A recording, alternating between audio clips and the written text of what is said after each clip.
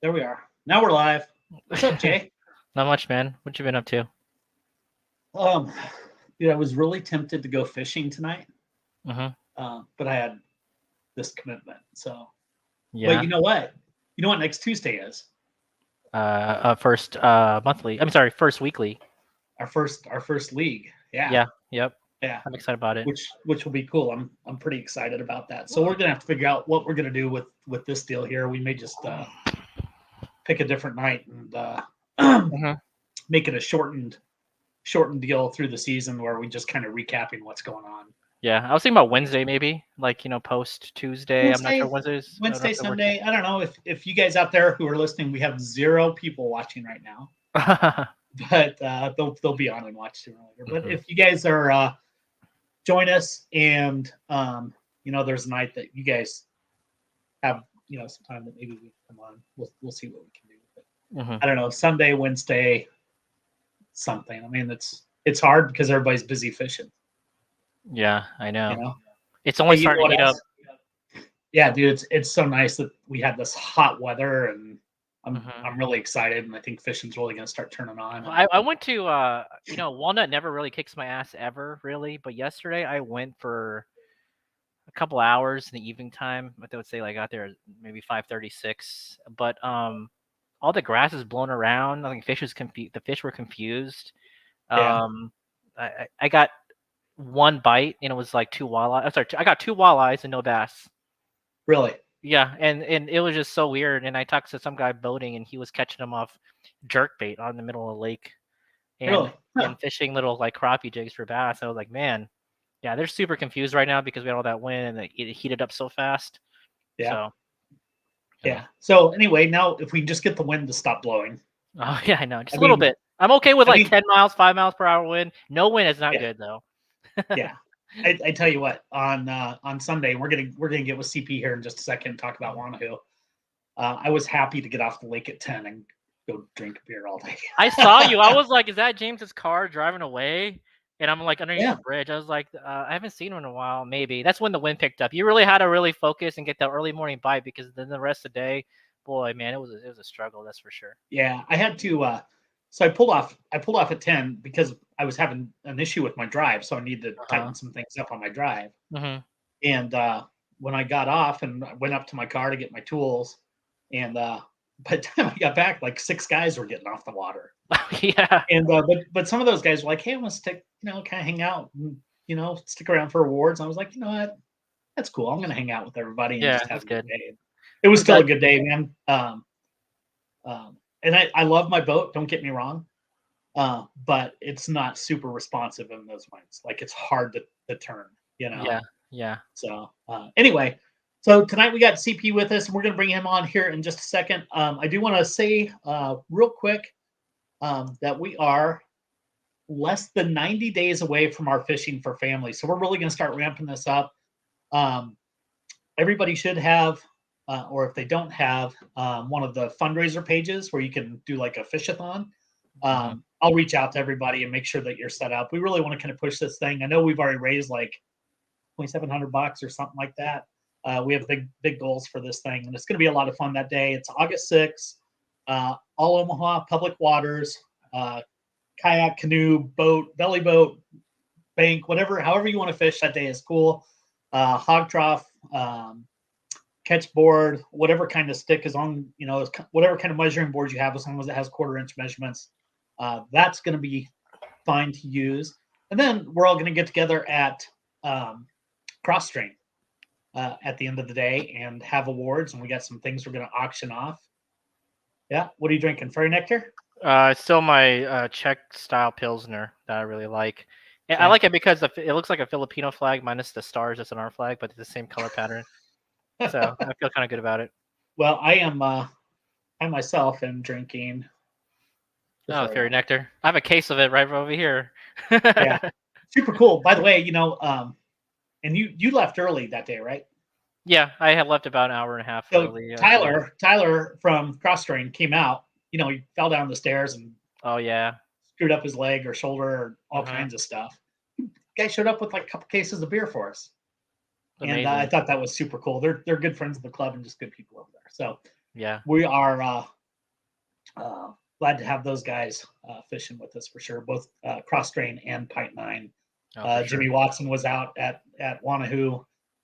He's one of the owners over at Pint 9 on Saturday, and We gotta get Denny out there. I know he's always fishing all the time sometimes, so maybe we'll catch him one day. Yeah. So it was good to have those guys. So anyway, other than that, let's give a quick thanks to our sponsors. Of course, Shields, great sponsor for the club. I picked up a ton of tackle this week, probably more than I needed since I got off the water at 10 o'clock in the morning. They do have their kayak demo days coming up on June 4th, and that's going to be at, remind me, Jay, where's that going to be? Zarinsky, yep. Yeah, Zarinsky, yep. So I'll be out there that day, probably just kind of checking things out, talking to people, see if we can get more people involved with the club. But you guys are looking at new boats or need equipment or gear or tackle or whatever, make sure you stop in and say hey to those guys. And of course, big thanks to Josh and Ben over at ProPlum for their they're sponsoring the $25 per hour Big Bass this season. It was probably fitting that Josh ended up winning the first hour with a 20-inch monster. That's crazy. So cool for him. We're happy for him. And of course, Jersey's Sports Bar and Grill. Do you ever go over to Jersey's? Oh yeah, I go there. Since we had the baby. Now, I mean, when my wife was pregnant, man, it was a great spot to go to. Right, you can get as much food and get fat. Now we don't have time to get over there, and but yeah, we love the wings. The wings and their dinner specials are really good, and it's just a really nice place to just go in and out. And so good stuff. Great friends of the club again as well. And we don't want to forget RoboHawk. We had our RoboHawk bait bucket drawing at Wanahoo like we do at every tournament. Alex won it this week. He got $55 worth of cash and probably another $150 worth of baits. I mean, there's some nice stuff in there. Yeah, for sure. I threw in a Fritz side hoping I'd win it back, but I did not. Yeah. So you need to throw in. You need to throw in something great in there to get something back. I don't know. I mean, still, it always comes back around though. Next time it goes back to you, you'll get something. I'm trying to work that karma thing, Yeah. So anyway, and we also have one more sponsor. What's that? I was gonna say one more sponsor is your business. Yeah, American Solutions for Business, and of course Star Deli. So and we are small contributors in the big scheme of things, but we want to make sure we give a shout out to everybody. So with that, let's bring on CP and talk about CP. What's going on, man? Not much, just enjoying the day off. Well, I didn't the day off, but I don't have to work anymore, so that's a plus. So man, I gotta tell you, I was expecting when we brought you on camera that you'd be like Scrooge McDuck, like diving in a pile of money with all of these tournaments that you're winning. Yeah, that's a huge plus with the winning stuff. It all goes to fishing. You guys already know. Yeah. Well, yeah, I was gonna say. So for a lot of people who don't know you, CP, tell us a little bit about yourself, like your background, how you got into fishing, and what your plans are, for the future. Yeah, I was born and raised in Lincoln. As early as I can remember, I just love fishing. I just love fishing. When I was a kid, I didn't care what kind of fish it was. I just liked doing it, and I never thought about tournament fishing or anything like that, or even making money off of it. I just love doing it. I think as I got older, I think I have a hunch why I might, or a lot of us might love fishing is, I think it has to do with something with the hunter and gatherer in us, the instinct to go hunt, to be there, to chase. So I think that's probably has something to do with it. Otherwise, I have no idea why. But I love it. You have a great support system in Lincoln too, so I'm sure, like for most things that people get great at, they have a great people around them, friends that help push them. I know Tim was also from Lincoln. He got second place. So you have a lot of friends, or do you just kind of like a lone wolf guy who just, goes out and demolishes all these lakes? Yeah, early on, me and Tim fished together a lot, but it was just for fun. It was nothing like You know, now we have like kayaks and all these rods and reels and all these baits and stuff. But back then it was like a wacky rig. You go to, he had this like a private camper pond, and we'd go there all the time. And we'd throw a wacky rig around. But nowadays I do fish by myself a lot. Yeah. You know, I think go ahead. You're living in Omaha now though, right? Yep. I moved to Omaha. I bought a house in Omaha last year. So I'm still really new to Omaha. I still work in Lincoln, so I actually commute every day. Oh, do you really? Wow. Yeah. For now. But yeah, I commute every day. So now I only fish on the weekends, but no matter what I do, I get my 8 hours in on Saturday. So, you know, I don't care what's going on. I'm getting my 8 hours in. Now Sunday, if there's something else going on, I'll make time. But even Sunday, if I'm free, I'm out on the lake. Yeah. That's what separates, I think, a lot of people is that time in the water, like James was saying. Like, that's a big thing. 8 hours a day, 8 hours a week to just focus on fishing. Oh, it goes a long way. It goes a long way. Just for your mental. I have to do my 8 hours, like at least. That's awesome. I love being out there. So yeah, for sure. I think for me, in the summer, of course, my kids are grown and kind of do their own thing, and dad's not cool anymore. So in the summers, I can get 20 or 30 hours a week on the water, and I don't get too much grief. My wife likes to garden, and she likes to garden without me. Yeah. So you got lucky, is what you're saying. I'm pretty lucky for sure. I would fish on the weekdays too if I have time. I just don't have time. Yeah.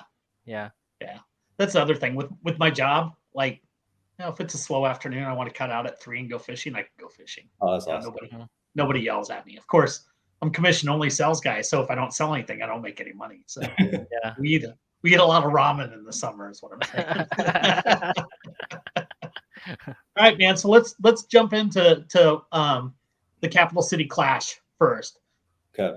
But real quick, out of the 2 days, Capital City Clash and Wanahoo, weather-wise, which one was the harder day to fish? You know, that's a hard one. I think I actually would say Wanahoo was a little harder. I'll give you a quick story. Like at the end of when the line's out at 2:00, I caught 2 fish in the last hour, but I didn't load them up because I don't. Usually, what I do is I take a picture and then I keep on fishing. It's just easier for me. So I end up loading the fish after line's out. But as I was doing it, I didn't notice this, but I was drifting in the middle of the lake. And I got done once I got done loading my pictures up. When I looked up, I saw like 2-foot swells, at least 2-foot swells. I was in the middle of the lake, and then a boat came by and was like, "Do you need any help?" And I was like, "I'm okay. I'll manage." But it made me a little nervous out there being in the middle of the lake. Normally, I don't. Normally 99.9% of the time when I'm in my Hobie Outback, I feel really safe, but just that little bit, I did feel a bit nervous there. Yeah. So as far as weather-wise, I mean, that was probably pretty rough. But as far as like the Lincoln, you had more lakes to fish. Did you feel like here, kind of shoulder to shoulder? Everybody knows it's only like a couple of wind-protected sides, and as far as fish loading up and recycling, I would manage like Wanahoo would be pretty hard overall. Right, and that's a good point you brought up because I knew with 40 anglers or 43 anglers that signed up that if you can find your own area to yourself, that would have been huge. And that's why I found a little area to myself that people would have overlooked if they didn't know Wanahoo well. Yep. So going back to Capital City Clash, will you tell us what lake were you on that day? I don't know if I should go over the lake names because I personally don't care, but I don't want to step on anybody's toes. But I had 2 lakes on my mind before tournament day. I have one lake where I know it very well, and that's where I got first last year with the Central States, and then third with the Sticks. And up to the week before it, I was going to go to this lake. We'll call it Lake A. I was going to go to Lake A. Right. But 2 weeks before the tournament, which was you guys had the Carter Lake tournament. Right. That was really pretty rough. Yeah, I pre-fish it, and I had 2 bites, and they both came on a finesse jig, and they were both 15 inches the whole day. Like I spent maybe 6 hours there, Mm-hmm. something like that. So I knew it was fishing tough, and it was fishing small, and I knew if there was more than 2 or 3 people back there just weren't enough fish to go around. Yeah. So the week before the tournament, because I only have time to go out on the weekends, the week before the tournament, I went to Lake B. We'll call it Lake B.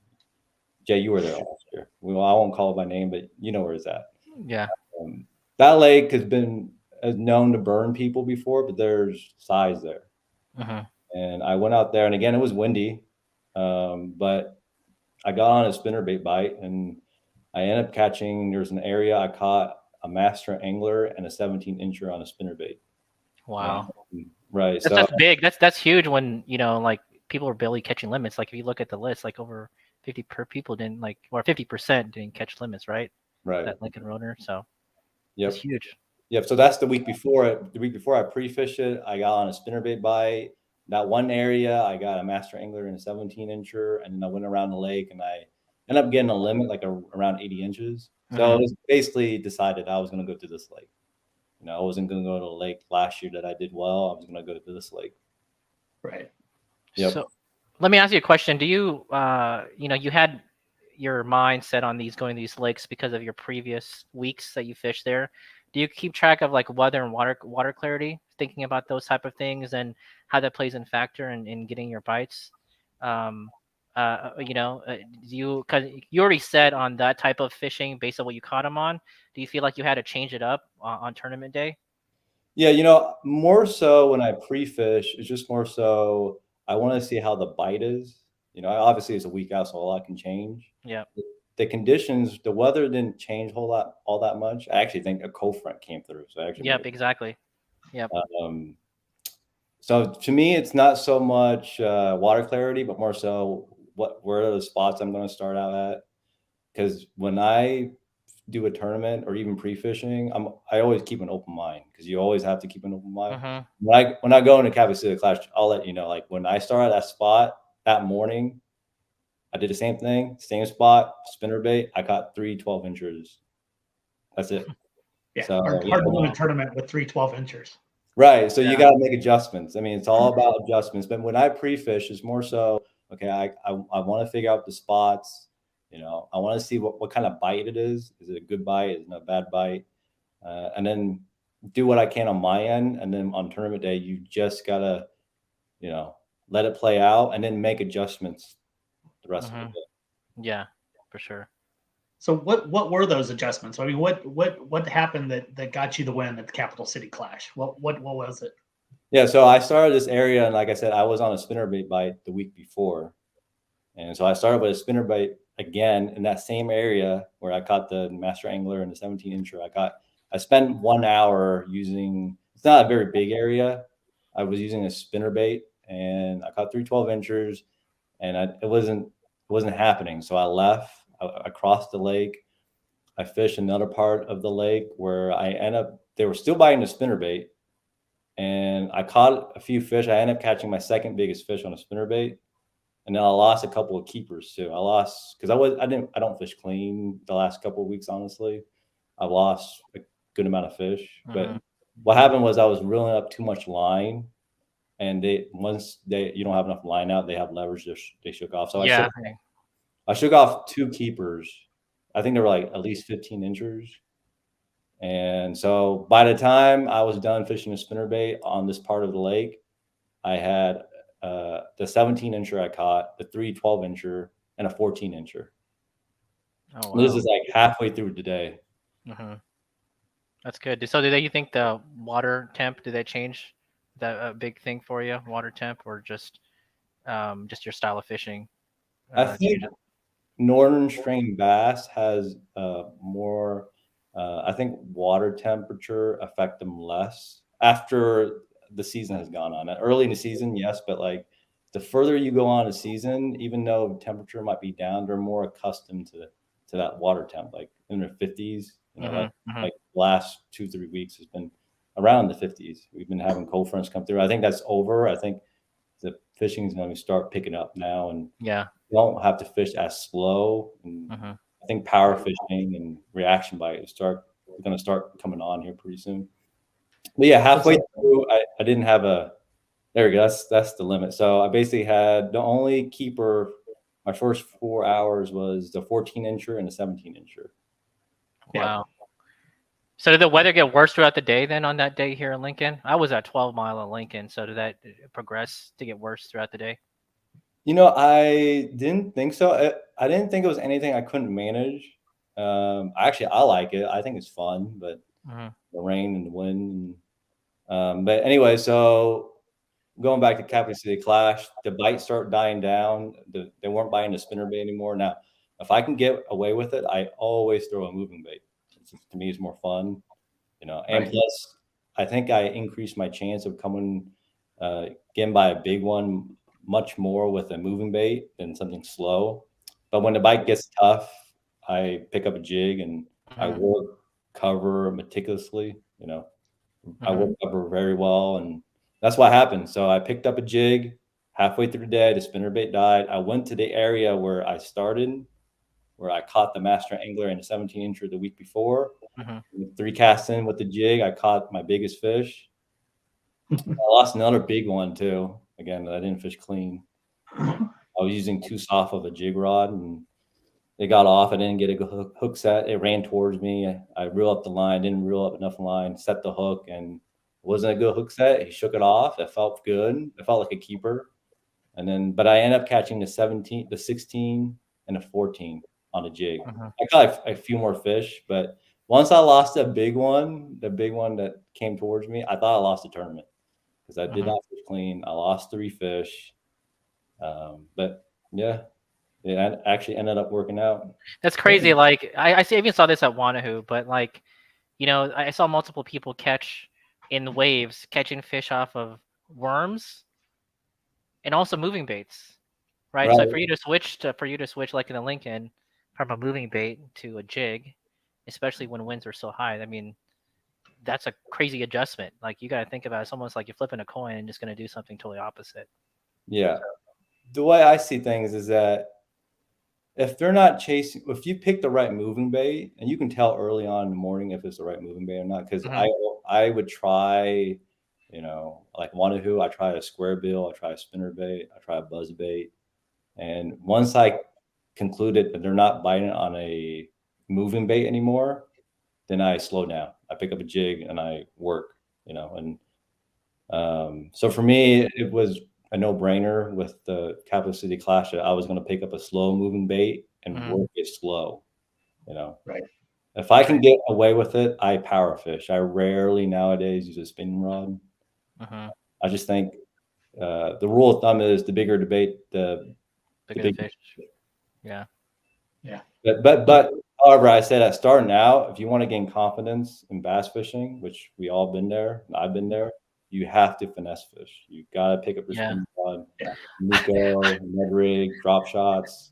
Oh, I know. Like there's a lot of people in this club who I think say the Ned rig is key. But I feel like for me, like my mindset, I want to go get those early bites early, and if I have to use the Ned rig or finesse tactic. But like you said, I'm the same way. I like to power fish now. It's been so many years I've been fishing a Texas rig that I feel like moving baits are a new thing to me. So right. Yeah. And for me, it's you gotta have that confidence where you can catch a limit. And that's where finesse fishing is so important. I've moved away from it, but I always keep a spinning rod. Yeah. Yeah, I think it's it's key, especially on our lakes here and for the new guys. Yep. And we have a ton of new anglers, and not just in our club, but just in Nebraska. I mean, there's so many new people on the water, and competition is so much different than recreational fishing. I mean, the fish are so much more pressured.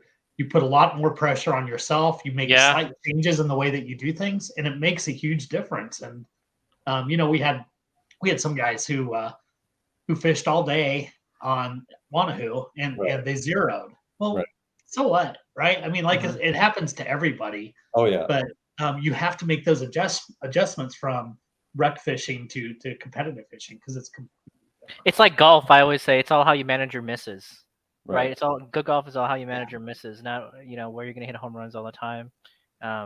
So um, Yeah. So I like to keep a Ned or a Nico around Yep.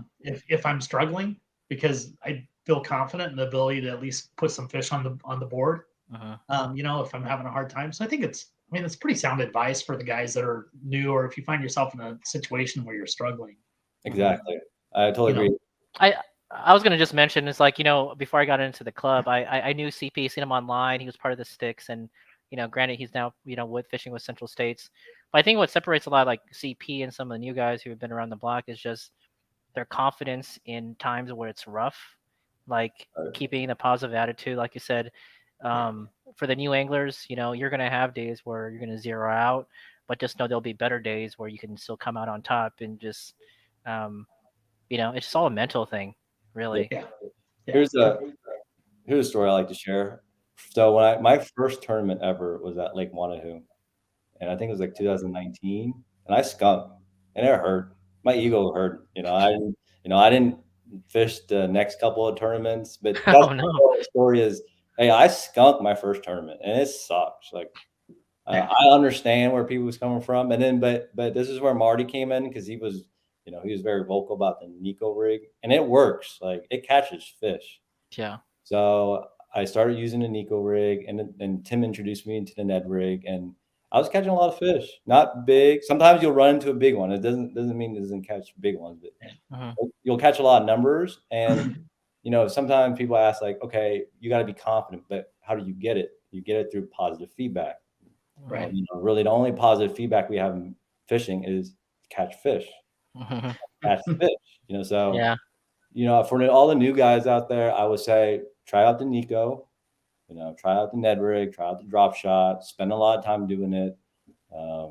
Then once you gain that confidence where you can basically catch fish almost anytime you want, then you can move on to power fishing where, generally speaking, the rule of thumb is, on average, you'll catch bigger fish just because you're using bigger. Yeah, but you're gonna be wasting more energy too is one thing. So managing your energy throughout the day is another thing too. When you start power fishing. Right. So let's jump ahead to Wanahoo now and talk a little bit about Wanahoo. And when we had awards and we said ACP you won and tell us about your day. You told us that you caught a fish on a buzzbait. Yeah, I caught a fish on a buzzbait. And I want to hear about that, man, because water temps were like 52 to 54 degrees. Yeah. Tell me, what in your head clicked that was like, I'm going to throw a buzzbait? Because I'd be like, water's not 60. I'm not throwing a buzzbait. Yeah, I think we have like a hard line and what we think when we should throw things and when we should not throw things. But like I think I mentioned earlier, I think how further along the season you are is probably in moon cycle. How many moon cycles has it been past is probably a better indicator of where along we're in the season. And granted, I only had one bite on a buzzbait, but I didn't work it in a big area. Like I work a pretty small area, and I caught my first fish was 16 3/4 on a buzzbait. Now, granted, you can't be burning a buzzbait here. I mean, you gotta. It's like sub the water so that way they have time to find it. Right. Yeah. Because what I'm trying to do is, as another rule of thumb is, you tend to catch bigger fish with top water, and my theory behind it is that the bigger the fish, the more confident they are willing to take on a bigger prey. And I'm trying to trigger a primordial instinct in them because I have the most admiration for bass, but they're engineered by nature to do two things and two things only: they're engineered to kill and they're engineered to breed. So what I'm trying to do is I'm trying to trigger a predator instinct out of them. It's like this is an injure fish, injure prey. Even if they're not in the mood for it, they might be willing to go and get it. Right. Yeah. Like they always talk about, fish like to, push bait down, push bait to the side, or push bait up. So if they push bait up, there's nowhere for them to go. It's an easier chance for them to eat it. And potentially that's why you always get generally bigger bass on the top water. Correct. And actually their eyesight is better if they look up. So the contrast. Yeah. That's why crappie fishing, and personally think if you walleye fish or crappie fishing, you can become a better bass fisherman. Now, I'm mostly focused on bass, and I do a little bit of crappie fishing, not a whole lot. But when you crappie fish, you always jig them on top of them, because they have a better eyesight looking up. Now, Yeah, you want to. Right. The only exception is jig fishing. And that's because they're going specifically for crawfish, crawdads. Right. But that's why they also stare at it too. Like if you ever see in clear water, if they ever run up to a jig, they'll go right up to it, they'll look at it, and then they'll strike. Right. Whereas like if you're chasing something, they have a much better line of sight, just how they're engineered. So you said something there when we were talking about the buzzbait that I kind of want to go back to, because honestly, I just don't have a whole lot of knowledge about it. But you were talking about moon phases and that sort of thing. Can you elaborate on that a little bit? Yeah, I don't know too much about it, but I think moon phases dictates when they spawn. So depending on how many moon cycles has it been going on into the season is indicating how further along you are in the spawn cycle. And I think this upcoming full moon is when most of them are going to spawn. Do you feel like it's going to be a wave every week? I think so. Yeah, I think so. I don't know for a fact, but I think everything's been pushed back a little bit further along because the weather has been a bit more unpredictable. It's been a little more colder than usual, and it's been a bit windier. We got a little more rain though. That's the thing I noticed. We got a little bit more rain the past couple of weeks too. Right. Which may be warming up the water too a little bit. Yeah, on that topic, I don't bed fish, but I personally, just not really my thing. Unless I come across my PB, I'll do it. But generally speaking, I leave them alone when they spawn. So if it's a bed fishing tournament, I won't do well. Yeah. So, good stuff. Good stuff. So, by the way, Rick, I posted his comment here. Topwater is the best. I want to give Rick a shout out real quick. I think he turned 60 or something today. It's his birthday. So happy birthday, buddy. He's actually 39, man. And it's also Chris Longshore's birthday today too. So happy birthday. Oh, wow. Cool. Wanted to give a shout out to those guys. Rick's he's been such a good friend and such an important part of what we do here with Central States, and we wish him a good birthday for sure. So, all right, so back to Wanahoo. So you get your first fish on a buzzbait, then what? So, well, I didn't start out throwing a buzzbait, so I'll even tell you where I went because this is your guys' tournament. I don't really care, but I start out in an area. You saw me, Jay. I went past you, and there was like a water breaker all the way on the east side of the lake. I knew it's an area that gets overlooked by people who don't know Wanahoo well. And, I had a whole area to myself that morning, and that's what I wanted. I wanted an area where I can get all by myself, an area that's overlooked. I knew you were going there because I knew water temp and the way you saw it. So you and I were racing to that spot. I was going to go because I knew there was grass over there. I knew that it's going to be good. And I kind of knew what you were doing. And I just let you go. And I was like, you know what? I'm just going to just kind of power fish it. Because I didn't want to fish like that. But you caught one on a freaking, buzzbait. That's awesome. But yeah. I didn't catch the buzzbait on the breaker, though. I caught it on the jetty. Oh, the jetty. So that area right there I had it to myself the whole morning. That's awesome. I threw a buzzbait there, and I threw a buzzbait on the breaker, and I had something big follow it. I just saw the shoulders on it. To me, it looked like a bass, but it could have been a pike. But if it was bass, it was like I lost two big ones back there, like a 19 and an 18 and a half in that same area last year. But we had a lot more grass last year when we had our tournament at Wanahoo compared to this year. Totally different. There's no grass. There's no grass there. Yeah, there's no grass. One thing that stood out to me for this tournament, big fish. I mean, all the fish were healthy, right? I mean, you didn't see a lot of 13, 14-inch fish being put up on the board. They were, some 17s, 18s, 19s, 20 and 3/4 Alex, you got that giant Tacoma $240. Oh yeah. I think there's still really good fish populations in Wanahoo. I know it gets a lot of pressure, but there's also still a lot of structure in there and places for those fish to hang out where they're not going to feel it, Yeah. Yeah, I think they're a good size population there. I think a lot of them are in the trees now. Yeah. I think the biggest, thing about bass is that they're where the forage is at, and I think there's a lot of them in the trees that are crappie eaters. Now, I don't know for a fact, but that's just my theory. I think, yeah, a lot of them are crappie eaters in the trees, but the trees are a needle in a haystack. Like if you don't know Wanahoo well, you can go in the trees, but In I in mean, in a, really, in the summertime, I like to go in those trees and throw a Texas rig all the way in the middle of those ditches, and they're like 15, 20 feet down. You'll get them on Texas rig, but only because you can't catch them on the rocks in the summer sometimes. If you don't have any wind. So right. yeah. So I'm gonna pull up the leaderboard here real quick.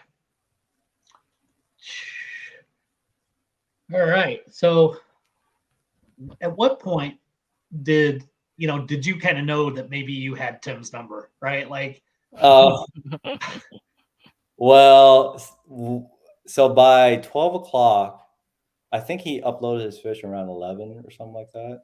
I think at that time I had a limit already and I was leading the tournament. But, I'm the kind of person where like, I don't know who's sandbagging. I don't want to call it sandbagging because I did it last weekend. Like, I don't think it's sandbagging. It's much easier for me to take a picture and move on. But for a courtesy, I would, from going on forward, I'm going to load up my fish before 12.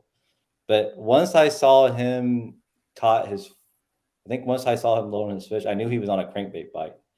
And like I said, he's dangerous when there's a crankbait bite. He's on a moving bite, which that's what I prefer. I prefer a moving bite.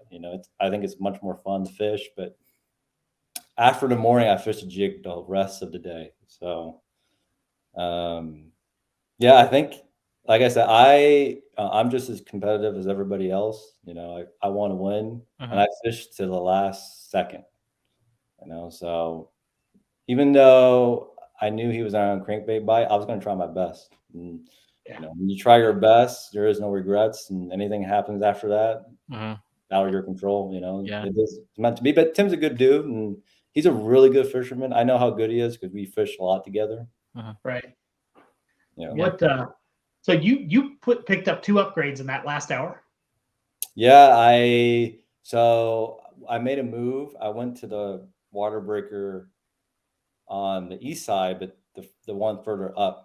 On the last hour, I made that run, and I caught 2 16-inchers.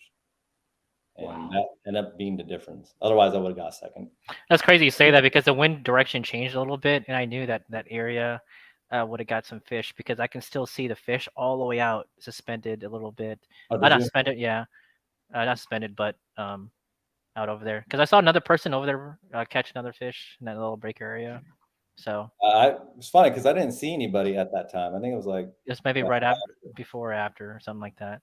I got there at 1 o'clock, and I think I saw Brian, but that was it. I didn't see anybody else. Yeah. I tell you what,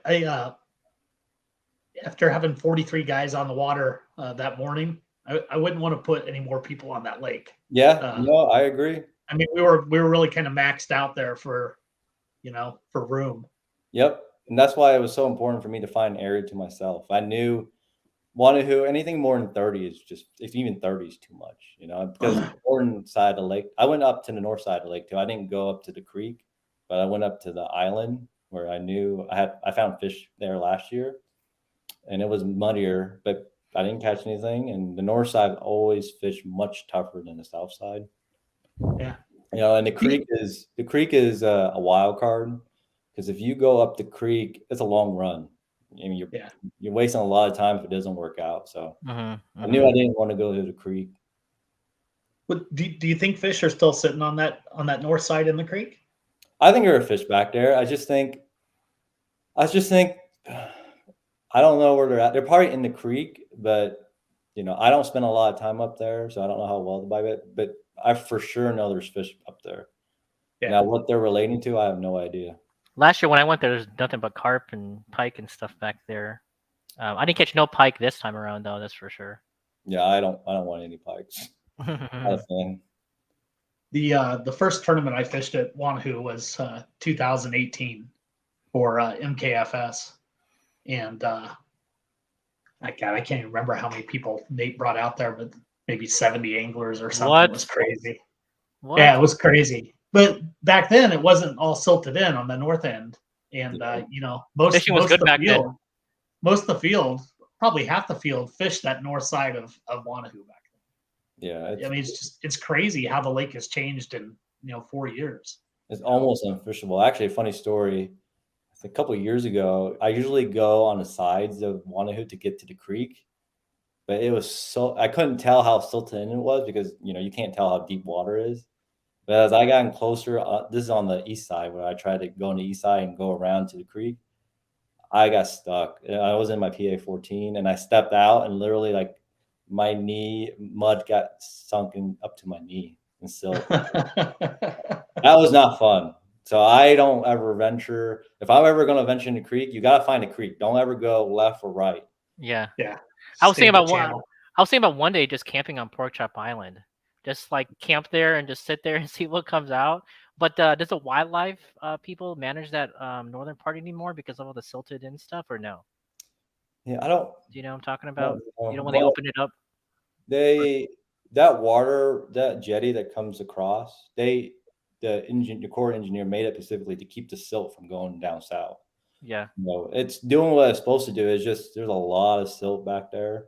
I mean, the creek is still open, but everything else is, silted in. So CP, here you are, man. You're sitting top of the leaderboard, AOI points in 2 clubs. Mm-hmm. We could potentially, you need five tournaments for the sticks, 4 for Central States.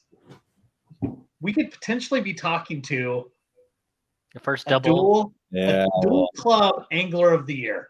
Mr. Nebraska. Well, I don't know about all that. This might be as good as it's ever going to get. So, dude, that's how legends are made, right there.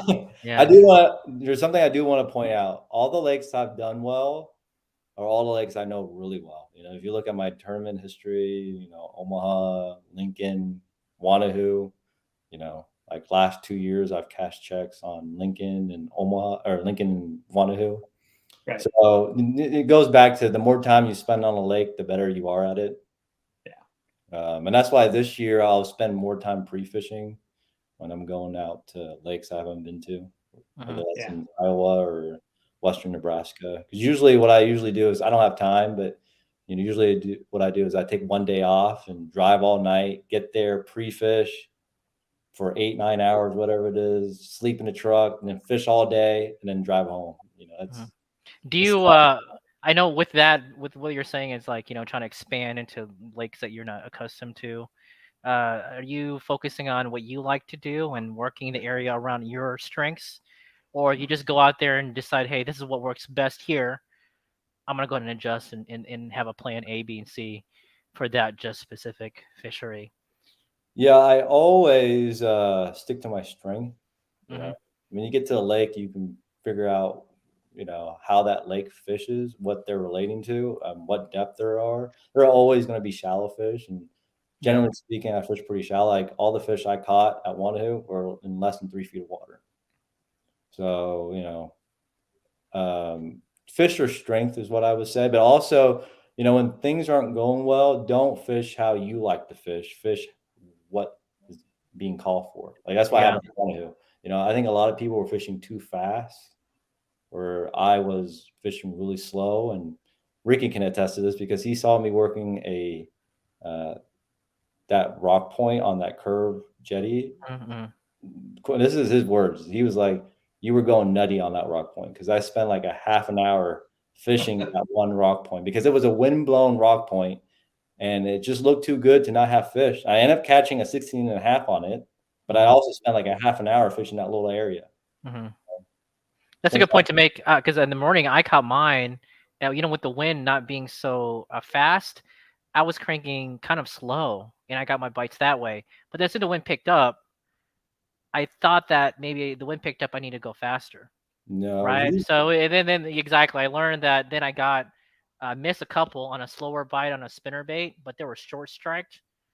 Right. And then I picked up a small one. Then I had to head out. But it was just kind of interesting how that worked, like you were saying. Yeah. The rule of thumb is if water temperature is low, nothing in the water is moving fast. I mean, sure, they hit and they strike, but no prey is moving fast. So when it's tough, You know, you want to make it as real as possible. You don't want to move too fast. Sometimes they're interested, but they're not willing to chase. They're not willing to go for it, you know, because it also doesn't look natural either. Like something moving really fast where everything else is not moving fast. You know, sometimes we forget that, you know, they're cold-blooded, and as the temperature gets warmer, they will move faster and they will get more aggressive. Yeah. For me, slowing down is probably a real struggle, right? You know, like as I think it is for a lot of people. You know, you get that bait out there and you fished it the same way, same speed forever. Taking the time to adjust that can be hard sometimes. Yeah, fishing slow is so important early in the year. I think that's most people problem. They fish how they are, not what's being called for. You know, whatever. If your mind's racing, you've got anxiety, you're probably moving faster. You actually want to do the opposite. You want to move slower, which is hard. You know, it's not easy. It's something you have to work at. You know. So let's talk real quick about rest of the season. What your schedule looks like. I know you get lots of points going in 2 clubs, which you're going to figure out the best way for you to juggle that. But what tournaments are coming up that you're really looking forward to? Well, you know, I think some of the lakes that we're going back to 12 Mile. I think I'm looking forward to. Our championship is one day on Green Valley and the next day on 12 Mile, so it's a 2-day deal. Yeah, I never been to Green Valley, but I actually like 12 Mile. Yeah, it wasn't as big as I thought it was going to be, but I like the scenery of it. You know, I actually don't like city lakes. You know, I try to avoid city lakes as much as possible. I like to, you know, we don't around Omaha. We don't have like, you know, what I call like country lakes or whatever. Just lakes in the middle of nowhere. I can just be by myself and just enjoying the scenery, enjoying nature. And you know, here in the city, there's a lot of people all around all the time. So for sure. But by the way, we do have some of those lakes. You just don't know the right people here.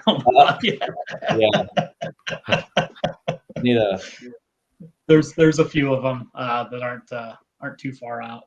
Yeah, I'm looking forward to that, and you know, like Red Willow. I always like Red Willow for the sticks. Yeah, it's a good bass lake. You know, so I heard that's the premier. It's in the southwest or close to the Panhandle. Is it? No, sorry, southwest. Southwest. Yep. It's a good lake. Well, we always, every time they have an event out there, it's always been good fishing. The bass are aggressive out there, and it's fun. I want to check out some of those Kansas lakes too, like northern Kansas lakes. One of these days. Right. Yeah, for sure. Pony Creek in Kansas is awesome. I love that lake. Have you guys ever fished there?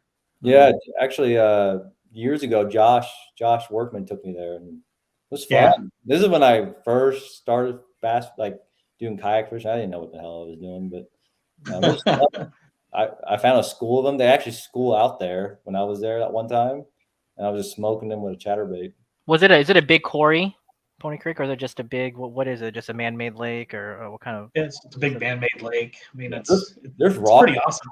Yeah, there's rock bottom there, but yeah, it's a man-made lake. It's not that big of a lake either. But they got the kind of the west side of the lake gets a lot of grass, so it's really good for frogs. There's just some monster bass in there. For sure. And it's got a creek that kind of runs down to the south, and I fish that, and it's really a lot of fun. It's just a fun lake, you know. And it's not too far, really. I mean, a couple hours, and you know, you're there. So that's one we keep talking about, maybe putting on the schedule. But it's like CP said, it's not a huge lake. It's not big. So, you know, how many people can you put on that? I mean, you hate to throw a tournament and have to cap it, right? Like, we can't do any more than 25 anglers, because it's just, especially when everyone's fishing for angler of the year points. So. It's like those Hobie tournaments are sold out in like 3 minutes. We're a long ways from that. Have you guys ever fished any of those big Hobie tournaments? No, but I want to though. I want to though. I think next year is probably what I'm going to start doing, is doing more of those Hobie tournaments, because I think you can't have a motor with the Hobie tournaments, which right. That's good on my part. But you can have a sail on your kayak. That's What? good idea. You can have a sail You gotta learn how to work a sail though. in Wanahoo. Imagine having a sail. On Oh your my kayak. God. Look, you guys need help? Here I come. Holy cow.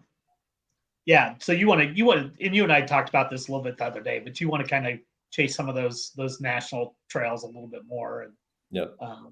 Good for you, man. Yep.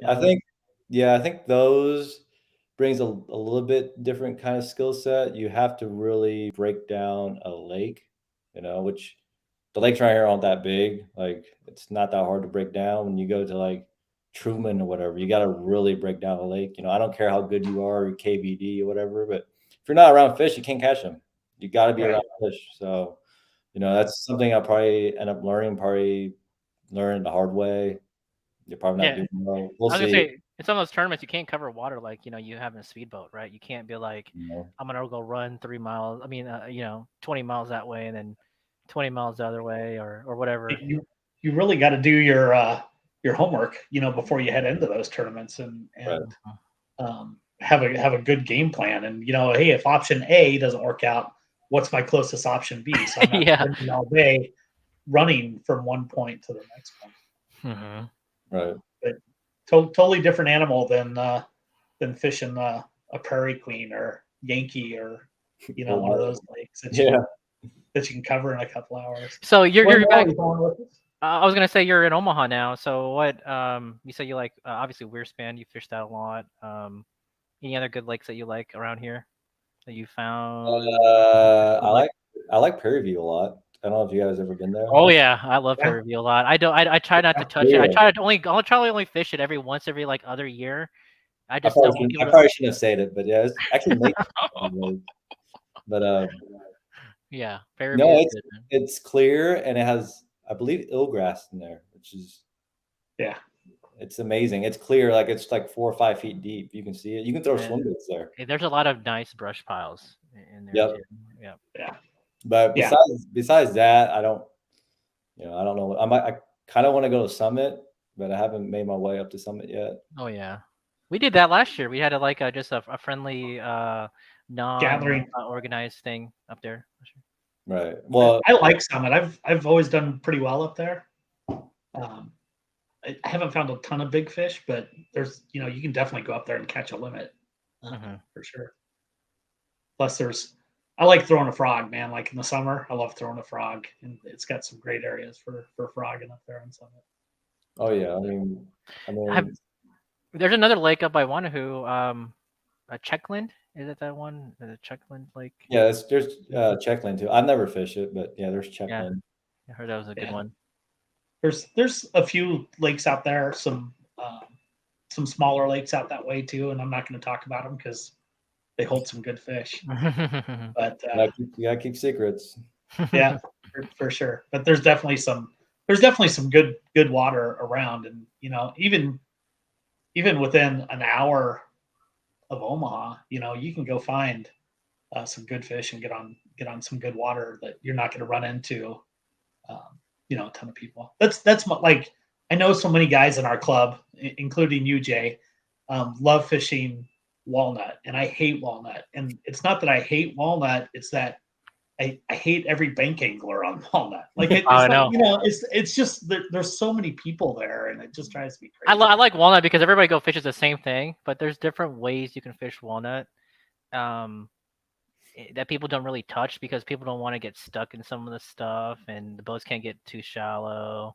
I just like to be in front of people where they're not catching anything, and I just come up behind them and start catching fish.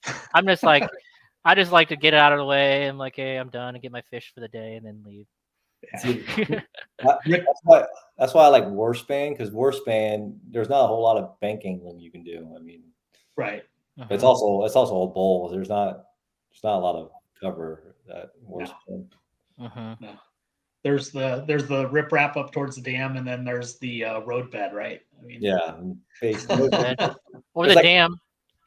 Yeah, and there's like a grass flat too, but that's basically it. I mean, there's not a whole lot. Yeah. There's still some big fish in there. Oh yeah. We talk about the Omaha lakes and the problems with them and this and that, but you watch guys like Alex who go out there and pull out nothing but 20s. You know, it's crazy for metro lakes that we have these awesome bodies of water that are holding 20 plus inch fish. You know, it's he killed it last month. He caught a lot of big fish. I think he caught like a 21 or almost 22 inch fish. Is it 105, 104 or something like that? Ridiculous around Omaha. Yeah. It's crazy. We were fishing tournament at Walnut. It was Omaha Roadrunner a couple years ago, the sticks, and Brian Matschenbacher, how do you pronounce his last name? And I don't want to butcher that. But he lost a 22, or he caught a 22 and a half at Walnut, and his pictures were blurry. Oh no. Yeah. Horrible. I mean, he was really happy he caught the fish, but then he was like, oh man. That just blew the day for me. Yeah, is that a 7-pounder you lost at Walnut?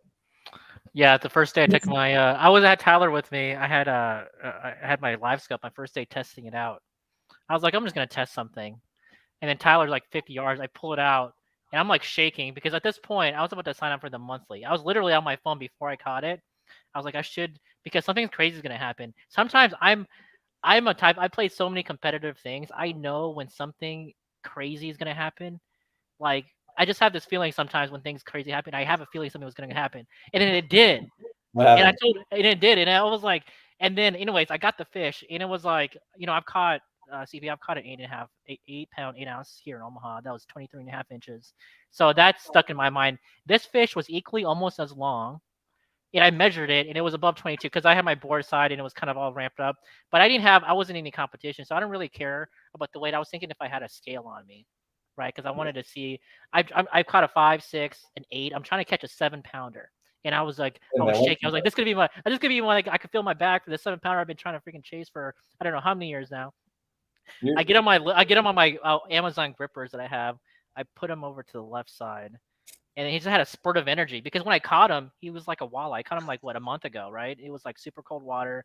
He was just freaking all lethargic or whatever, and then all of a sudden he just had a spurt of energy, and it just came off of my little plastic grippers, and I was like, oh my goodness. Oh well, it's like this is why we fish. I couldn't sleep for like almost a week thinking about You're the only person I know who caught an 8-pounder but wants to catch a 7-pounder and not like because I know the only place I can go. So if I go to those tournaments and go to freaking Lake Fork, that's the only reason. Like, or if I go to Florida or I go to like Northern California or something like that and fish like clear, I know most people want to like break their PB, but you want to catch a 7-pounder. I'm trying to fill my bag. You know how many 4s, 5s I caught? I just like 6 maybe, like 6. Okay, I was gonna say you name a lake earlier today that I've caught a lots of 5s and 6s, but I can't fill a 7 for all my You don't want to catch a 9? Well, yeah, but there's only like one lake I could probably go to catch a 9. I don't want to put all the pressure on that lake. Hey, you know what we call a fish that you caught, but no one saw a measurement or somebody was there who saw me catch it though. It wasn't that. But you know what we call that? We call it a Sam Burke 20, man. Oh, yeah, I know. Sam and I were fishing Green Valley last year, and I think it may have been for either pre-fishing Green Valley or we were on Green Valley, like goofing around when we were there for 12 Mile. And he goes out for a while and he comes back. I go, how'd you do? He goes, dude, got a monster. I go, yeah, how big? He goes, well, it was at least 20. Well, you got a picture? No, I lost it. I'm like it's a Sam Burke 20, man. Sam Burke 20. So, did he even get it up? Like, see, I had it up. I looking at it. I was like, oh my God. Like, this is like the biggest fish I probably saw here. Outside of like James's Francis fish that he caught at Walnut a few years ago. There's a famous picture on that. But, and I was like, oh my God, I did it. I caught something giant here. I've caught some like big fish at Walnut, but this is like far beyond what I would think that I would be able to catch over there on my first day with my live scope. Since then, yeah, that's why you keep trying to go back there all the time. But if you can, I've noticed if you can put them in the net and leave them in the water, they're a whole lot more calm. I realized that too. Yeah, I should have left them in the net. I didn't bring my net. Here's the thing. I didn't have my net that day either. I thought I was just going to go catch a fish or two. I wasn't going to catch anything. But then I had this, like, the weather was great. It was, like, somewhat overcast, a little sun. Water was good. Fish were moving around. But, yeah, it's shit like that happens, man. But I think that's a good tip for new anglers. Like, leave that fish in the water if you can. Yep. They'll calm down. I think it helps if you get your board wet before you put the fish on there. I used to carry a wet towel with me in the boat. Mhm. I'd get them on the board, and while I was making those final adjustments, I'd throw a wet towel on top of them, and they'd just chill right out. Yeah, I was gonna say one of my biggest mistakes earlier is like after catching them, trying to measure them too fast. Yeah. Right? If you catch a fish, you measure them too fast. You're trying to do all this thing because you think the fish is gonna get away, but really, like you just need to calm down and breathe and just take your time and one thing at a time. Yeah, there's definitely you get better doing it over time. But I remember when I was starting out, it was hard measuring fish. It's there's a lot of things going on, and Put your gloves on. Yeah, and then you don't. I remember when I first started out, I got caught in their dorsifin all the time. Oh yeah, yeah. I didn't know how to hold them, and they'll pierce your hand. Yeah. But that's all like you gotta learn over time. And like I said, like if you can leave it in the water with your net in there, and they're not going to jump out. Yeah, And I've noticed they calm down considerably. So when you put them on the hog trough or the catch board or whatever, they got catch board now, I guess. But they're a whole lot more calm. They're a lot more accommodating, than if they're out of the water too long and they get anxious and anxiety, they'll flop and they'll fight. And so, especially the buck bass, early in the year, you catch a lot of buck bass. They're fighting all the time. Right. Yeah. There's so many things to learn that you can only pick up from time on the water, right? Like, everybody's got to have something a little bit different that works for them, but got to get that time on the water, man. That's why I love the onlines, right? Just because it gives you a chance to get out and just kind of perfect what you do and challenge yourself to learn. I was gonna say for me, I think like or maybe I think CP and maybe Tim. Some people like they bring like a GoPro. I feel like if I start recording myself, I can see some of the like little mistakes I make here and there because you're in the moment sometimes and you may not see things the first time until you go watch yourself maybe catch a fish and but yeah, I think I might start doing that, recording myself fishing. Yeah, you can do that. Yeah, I think just practice, when you go out fishing for fun, practice it. Yeah. But yeah, like I said, I still remember my first tournament, I skunked. So if people keep at it and continue to work on it and put the time, put the effort in, you will get better. I mean, don't be discouraged. It's fun. Like I love kayak fishing. It's been awesome. I want people to enjoy it just as much as I enjoy it. So don't give up if anybody's discouraged or anything like that. Reach out too. I'll give you tips, how you can get better. Like, I mean, I'm competitive. I'm not going to give away all my secrets, but I'll teach you how to catch fish. Like, I'll tell you what you need to do to catch fish. Yeah.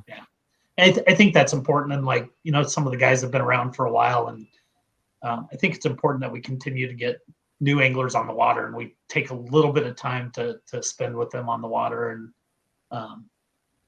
they can learn a lot on their own, but being around guys who've kind of been in the game for a while, it's, and there's a right way to do it too. I mean, right. Yeah. I think it's important for the new anglers to learn more with their eyes than with asking questions, right? Like sometimes it's good to slow down in a tournament and just kind of watch what's going on around you, see what people are doing around you that's working.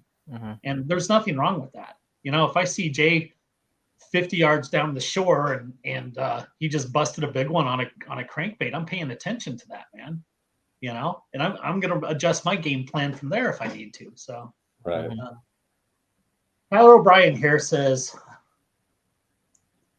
if you had one crankbait, what model, size, and color would it be? That's a good question. I would say if I only had one, it would be a square bill. If you never done a square bill, a 1.5 square bill, I think a bluegill color is a way to go. But it's can catch numbers, especially when now it's warming up.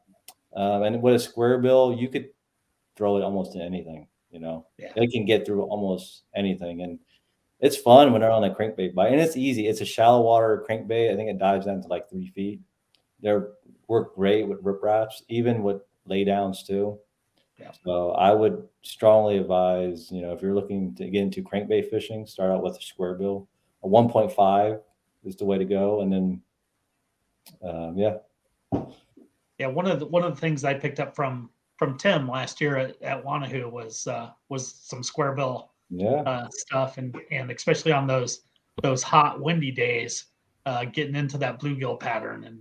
And he's so good with the square bill. It's unbelievable. yeah, I mean, Tim's just such a well-rounded angler altogether, and he's fun to watch for sure. As are you, CP, man. We appreciate having you fish with us, man. We wish you nothing but the best this season. Yeah. I'm rooting for you for Angler of the Year in both clubs. I think that'd be super cool to watch, and what a great way to kind of unify the kayak fishing community in Nebraska, right? Yeah. If you can go out there and pull Angler of the Year, 5 events for the sticks, 4 for us, that would be awesome. Yeah, I'll do my best. That's what I'll do. I'll do my best, and let the Cosmo play it out. But you'll know if I'm fishing a tournament, I'm doing my best, and if you beat me, you earn it. I'm competitive. This is the reason why I like fishing against people like him, because it only fuels like people like me and other people in the club to bring their best, right? Yeah. And at the same time feel accepted, like they're trying their best, right? And you support that. So try your best. Like, try your best to win. Obviously, you don't be rude or anything like that. And I'm not. Yeah.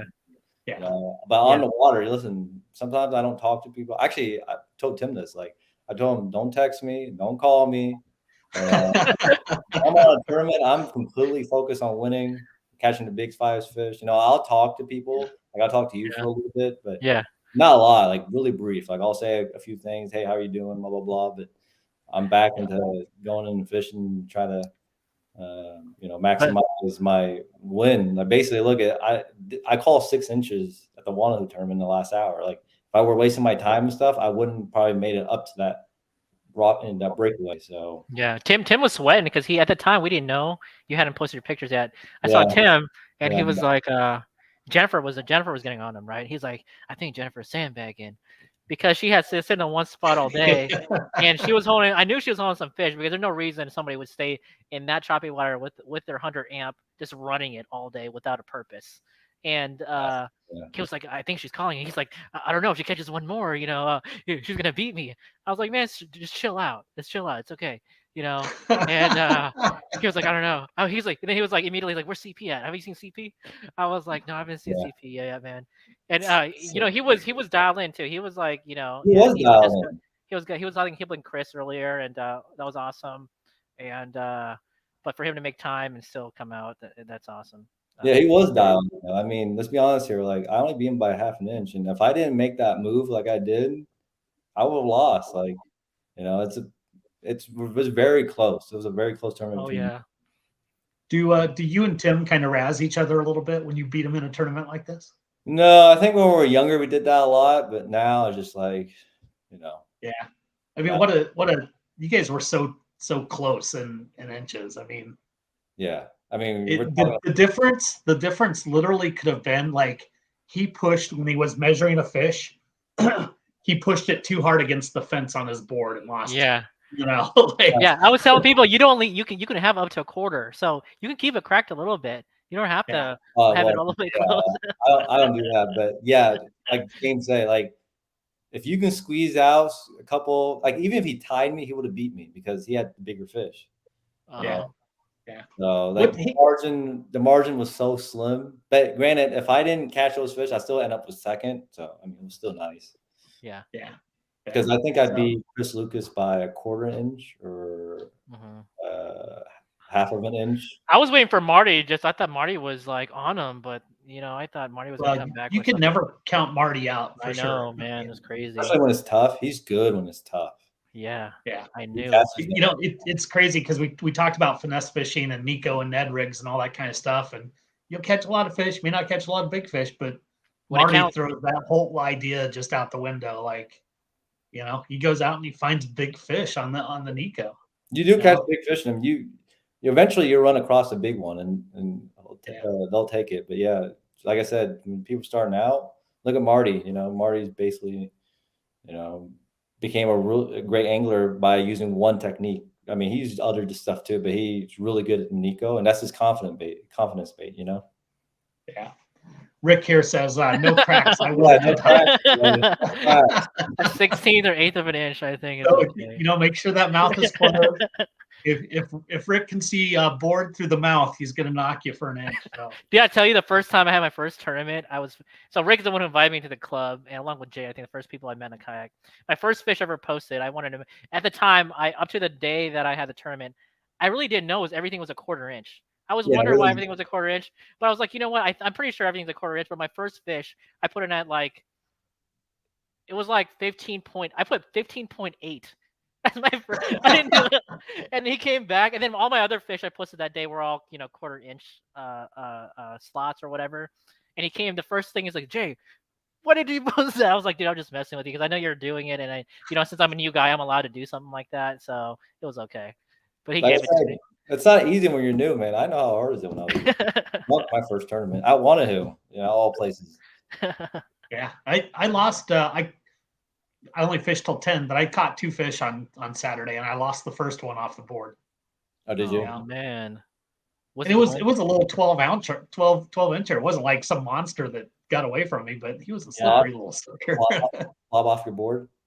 Yeah, he just. I had him, and he just kind of got his head up, and once they get their head up, forget it, man. Mm-hmm. Here's another tip I have for people who have sometimes trouble holding it. I've actually always carry some fish monkey gloves, the stubby finger ones, and it does make a difference. Actually, a pretty huge difference. If you ever, on your mind where you don't want, like, if you look at my pictures on Wanahoo, the last 2 fish I put gloves on to make sure I didn't flop those fishes out. But those, they have grips on them, so you can have a really good hold on the fish. Really, and they give you a pretty good grip on the fish. Yep. They have like sticky coating on the palm side of it, and they're stubby fingers, so you can wear them all day as long as you don't get them wet. And if you get them wet, it's a bit uncomfortable.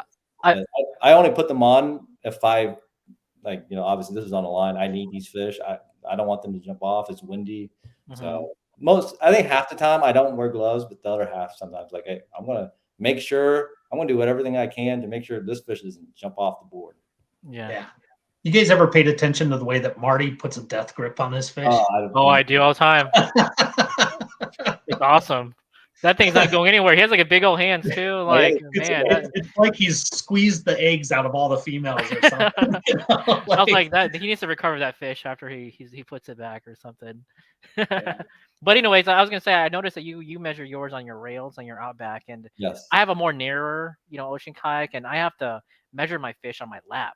So it's like you have this like teeter-totter kind of thing, and not all my fish are big, right? So it doesn't really matter. But yeah, it kind of gets kind of risky when you're like up here trying to measure fish rather than down here. It's not easy. It's not easy. I'm the first one to admit, like, it's not easy. Like, I came from a PA-14, so you can just lay your board inside the gunnels. So, right. Going to an Outback, I've learned. It took me some time, but I've learned. I use the metal catch board, so it's really stable, and I got a net next to it, and I keep them in the water, and I think that makes the biggest difference. I've noticed that they calm down much more, and they're easier to work with when you leave them in the water. Now, I also, not only do I leave them in the net, but if it's a big enough fish, I will always use fish grips, fish grip, and then put them in the net. Most of the time, you can make the case I'm overdoing it, but I'm not leaving it to chance, so. Sure. Yeah. Lots of good stuff to learn here, folks. Hang out with guys like CP, Tim Parker, of course, Jiggy J over there. He's got lots of knowledge, second year in tournaments, but there's still a lot to learn. CP, we appreciate you, man. We appreciate you fishing with us. We appreciate you taking an hour and 15 minutes to kind of hang out and just talk about it. Yep. Share some of your stuff with us, man. We hope to. I don't know what you're going to do for the 21st. I know you got to kind of work that all out, right. But we know we're going to see you on the water again this summer, and we just appreciate having you around, man. Yeah, absolutely. I do want to add one thing. I think kayak fishermen, we do a pretty good job with this, and everybody I met. But I have a strong admiration for bass, fish, animals in general, and it's important to me that we treat them with respect. We treat them just respect, because they're responsible for all of this, for all our events, for all the friendship and all the good times, and they're responsible for what we can argue $1 billion fishing industry. Hmm. So Right. we treat them with respect, and to me, it's not that they're dumb or whatever it may be. It's just that they're different from us. Their senses are much more heightened than our senses that we can't even comprehend. It takes everything for them to just survive in the water. So, just like to put a message out there. I think we do a good job, like all the kayak fishermen, just show them respect. But yeah. Yeah, I mean, you're Yeah. right, because generationally, when this club is 10 years from now, the same your Yeah. fish that you caught, will grow into something much different, years down the road. Right. Yeah, that's a great point. And I will add also that includes taking care of the water Yep. that these live in. If you're out wreck fishing or have a minute, you see some garbage, pick it up, throw it in your boat, unload it at the end of the day. Man, we definitely as the human race just need to do better taking care of our water. So Completely. anyway, we appreciate you, man. We're gonna see you. We'll see you the 21st. That weekend, one way or another, whether you're fishing the sticks or you're fishing us. I think we're all going to try to get together Friday night or something. But thanks again, man. We'll talk to you soon. Yeah, thank you for having me on. Yeah, man. You bet. Take care, man. Show us some mercy this year, man. Have a great day.